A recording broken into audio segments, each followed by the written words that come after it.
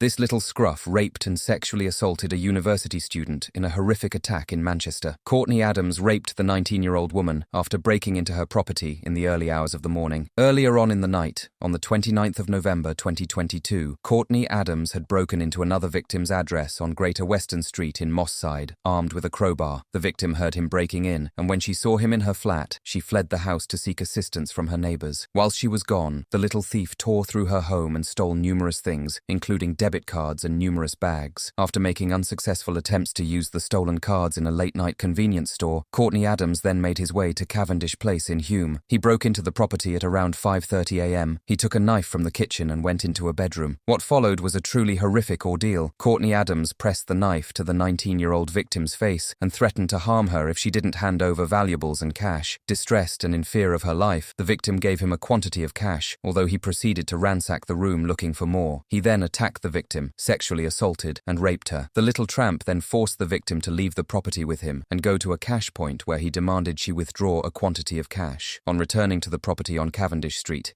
he made the victim climb back inside through a window and made off the money and valuables he had taken. The victim was left traumatized by what had happened to her. She immediately called a friend, and together they contacted the police. After looking through CCTV, police identified Courtney Adams, and he was arrested a few days later on the 4th of December 2022 at an address in Longsight. When interviewed, he gave no comment to all questions. A short time later, on the 7th of December, a warrant was conducted at an address Adams stayed at after committing the offence, and a camera was found which belonged to the victim. He was then charged and remanded until trial. In court in August 2023, Courtney Adams was sentenced to 20 years in jail with a further 5 years on licence after release. Follow the page and leave a comment on any other criminal cases you'd like to see on the channel.